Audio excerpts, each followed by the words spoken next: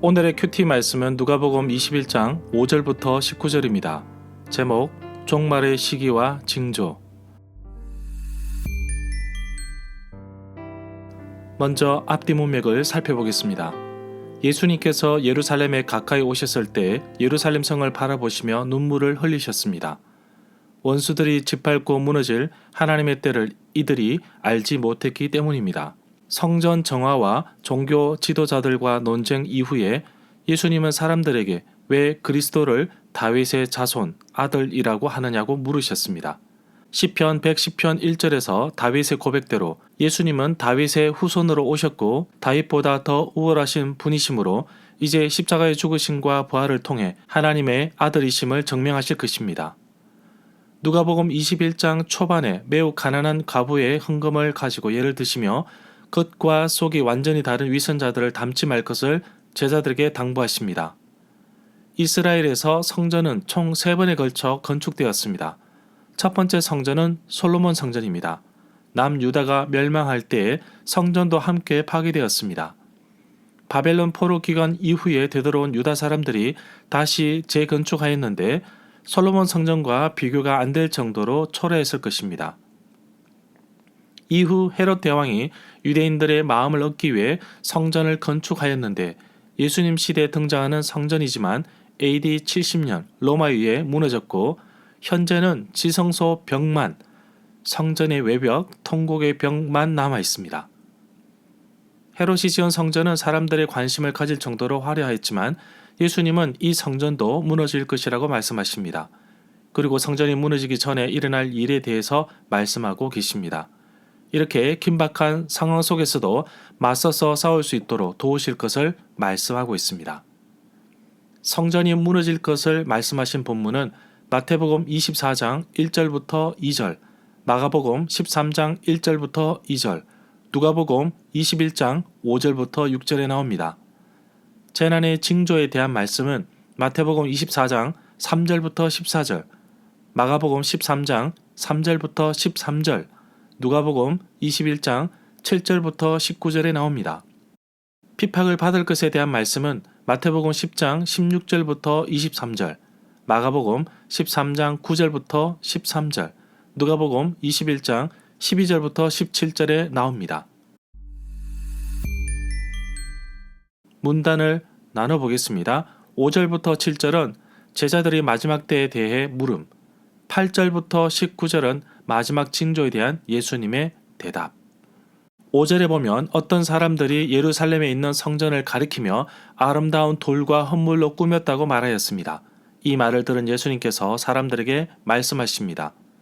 어떤 사람이 질문을 했지만 마태복음과 마가복음을 비교해보면 제자일 가능성이 높습니다.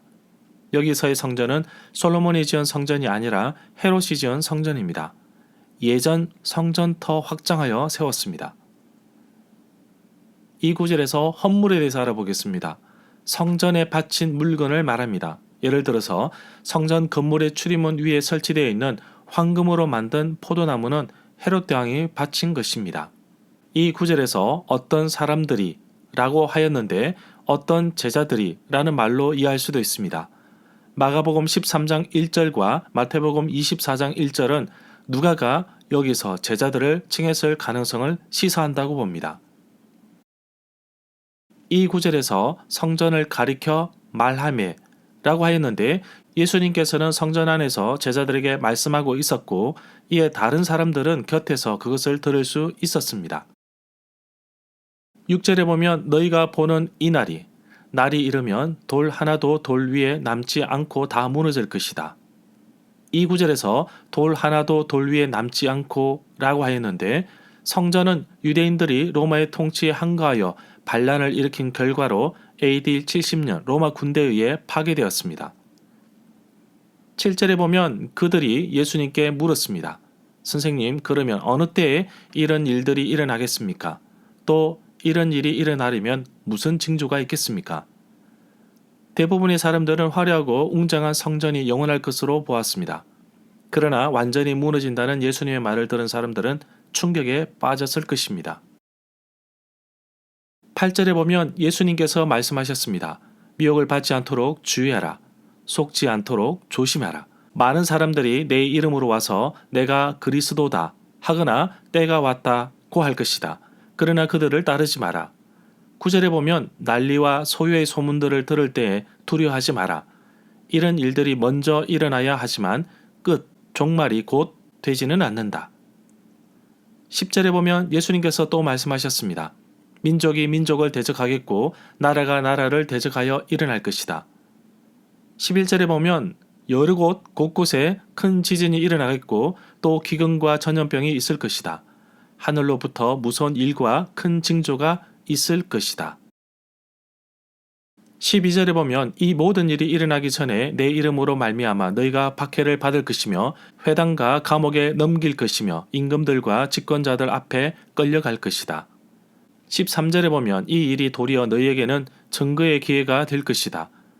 이 구절에 증거가 라는 말이 나오는데 또는 증거의 기회가 라는 말로 바꾸어 이해할 수도 있습니다.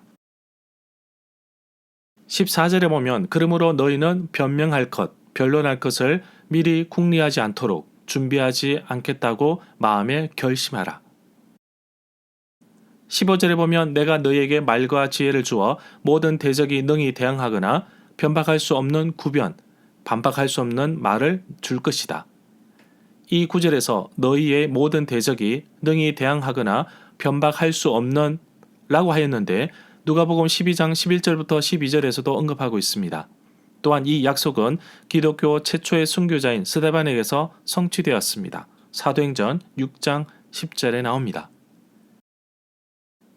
16절에 보면 심지어 부모와 형제와 친척과 친구들이 너희를 넘겨주어 너희 가운데 몇 명을 죽이기도 할 것이다.